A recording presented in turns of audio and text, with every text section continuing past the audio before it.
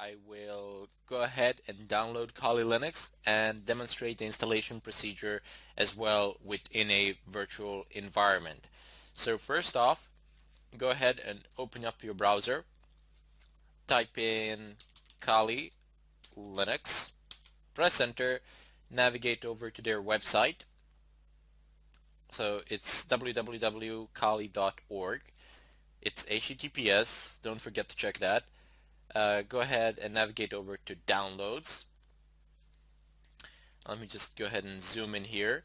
Excellent. So here you have images. So it says Kali Linux 64-bit. You can have a direct ISO download of an ISO file, or you can go over to the torrents and download it from there. Now, Kali Linux, due to the amount of tools that it has and that come pre-installed, is fairly massive for a Linux distro.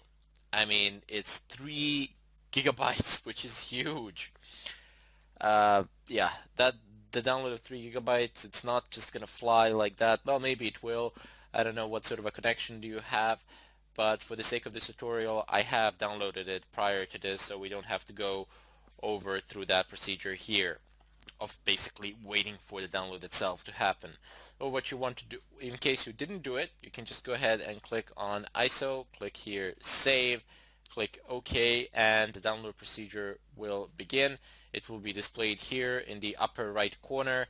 So you see it reports an hour and 20 minutes. I'm just going to go ahead and stop that because I don't want that happening. And then you have the torrent version as well, so you just click on torrents, save file,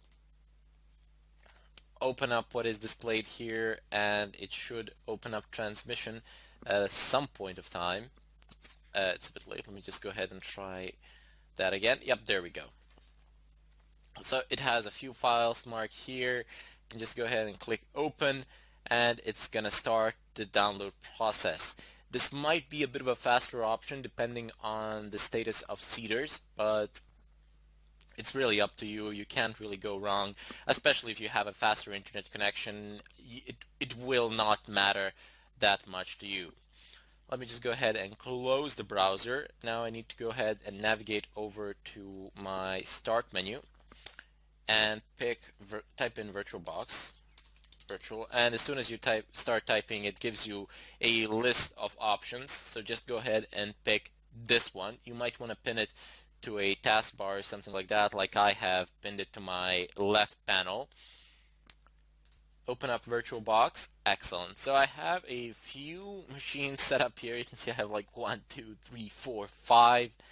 I have 5 virtual machines set up. I can't run them all at the same time because, well, maybe I could if I reduced the amount of resources that I allot to each one of them, but I will not do that now. For the time being, I want to install a brand new Kali Linux. Before I can do that, I need to do a bit of a configuration. So first off, before the installation procedure starts or anything of a kind, I need to create a new environment in which this machine will be installed. So go ahead and click on New. Type in whatever name you wish. I'm just going to type in Kali, so I know that it's a Kali Linux because I have a lot of other virtual machines here, but you can name it whatever you want. The choice is entirely up to you. Type, it's obviously not Microsoft Windows, it's Linux, and it's not Ubuntu 64, but since it's based on Debian, I suppose I can type in Debian 64-bit here. Not sure if they have Kali, probably not. There we go, they do not have it. It doesn't matter. If you type in version Debian 64-bit, this is gonna work, no problems. Just click next, that's it. Here you will allot the amount of RAM that you wanted to have. Now it's not RAM intensive, it should work fine as it is by default, but I just have a habit of allotting it above 1 gigabyte. For the sake of this tutorial, I will allot it to 2 gigabytes of RAM, primarily because we will be working with some of the programs that can be demanding and that can be resource intensive. So I want to do this, but don't worry about it if you've given it too much RAM or too little RAM. You can always change this later on. This is very flexible. That's the beauty of VirtualBox. That's why I like it so much. You can change these at any point of time if you've deemed that you need the resources elsewhere, or that you have more resources that you can allot here. So just click next. Uh, just go ahead and click create. Create a virtual hard drive now. That is the drive that this machine will be using, and just use this one, VDI VirtualBox disk image. That's the hard drive file type. Click next. Dynamically allocate it. That's very important. And you can read here what dynamically allocated means. Basically, it is hard drive file will only use space on your physical hard drive as it fills up to the maximum fixed size. And click next. Here you will allot the drive space. Now, I have a lot of drive space, so I'm just going to go ahead and allot like maybe 120 gigs. That's gonna be more than enough for this undertaking. Since I do have a lot of drive space on my laptop, I don't really care, but if you don't have enough drive space or something like that, you can go ahead and allot it 50 gigabytes or something like that. Should work fine, no problems. 120 is more than I need, way more. So just go ahead and click create. That's it. Now we have our Kali now we have our environment under the name Kali set up. There is just one more thing that we need to do. We need to configure the boot order for this machine, and maybe not the boot order, but rather instead the location of the ISO file which it will pull.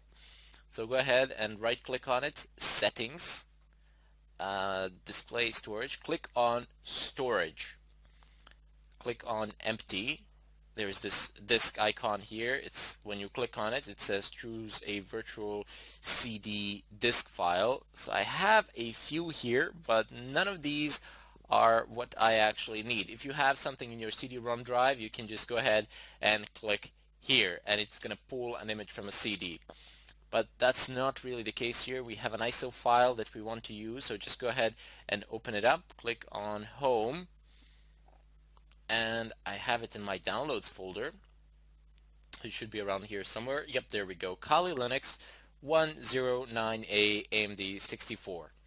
I do believe that I'm slightly behind the latest version, but we're gonna fix that with updates, no problems. Open it up. It says Kali Linux 109A AMD 64.iso, and that is the type of file that we're looking for, .iso. Open it up. There you go. It's now inserted. You can see it here, the blue marcation in the center. It's marked, and Kali Linux is in the tray. So click OK. Double click on Kali, and it says starting. Now it's running. You have a few options here to utilize. You can have live AMD 64, live forensic mode, USB persistence, live USB encrypted persistence, or just go ahead and install it. So what these options are, you have live, which is basically when it runs from a USB stick or something like that. Those are the live boots, can be USBs, CDs, or something of a kind where the system is booted from an external device, and that is what people usually do when they want to access certain services which are protected by the current operating system. So when you bring it down and when you plug in your USB and boot the system from the USB stick, your system, it will not recognize any of the file permissions previously set by the system that was installed there on the hard drive of the machine, because it is down. And then you can, I don't know, then you can delete stuff that the system would not allow you to delete. This is one of the ways that people have used to actually delete Internet Explorer in Windows, more as a joke than anything else, just to prove that it's possible. And this is also one of the ways in which you can pool the password files in Windows and decrypt them as well. So we will deal with that a bit later on when we get into more advanced stuff. But you have fail-safe mode, live fail-safe mode. Well, every system pretty much has a fail-safe mode.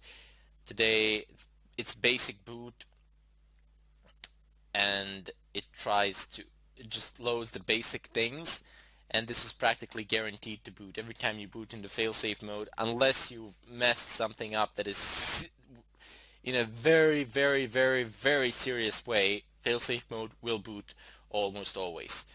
Forensic mode, for investigators and such people, we're not going to be dealing with it in this fashion because we don't want the live, we want the installed version. And then you have live USB persistence. So this is a very nice feature that you can have. For example, you can have an operating system, Kali Linux or many other distros, installed on a USB stick, and you can have a rather large USB stick, like, I don't know, 256 gigs or something of a kind. It doesn't need to be that big, it can be a lot smaller, but the bigger the better, primarily because of this persistence flag. You can work, and all of your work will be saved on that USB hard drive, so you can make permanent changes to a live CD. Well, generally not to a CD. This is a USB. I do believe that there is a way of doing this with a CD as well, but nobody does that anymore. Just have a USB stick and you'll be fine. Uh, you see the first version, the live one, it means when you take it out, when you shut it down, it will forget any and all changes made to it. But when you have live USB with persistence, you can have those changes remembered. You can write them down, so next time you boot it, they will load. And here you have another great option. It's live USB encrypted persistence. So what this means is basically that all the information contained on your live USB will be encrypted, and if you happen to lose it, nobody will be able to access your data, so provided of course that you have something sensitive there worth protecting. And of course, I mean, you would still lose the data, but you would ensure that no one can actually access it or anything of a kind. So if you lose it, if you have some passwords or something like that stored there, oh well, no big deal. You know, it's encrypted. Nobody's going to be able to break it, provided of course that you have a long enough encryption key. In any case, in the follow-up tutorial, I will go ahead and proceed with the installation.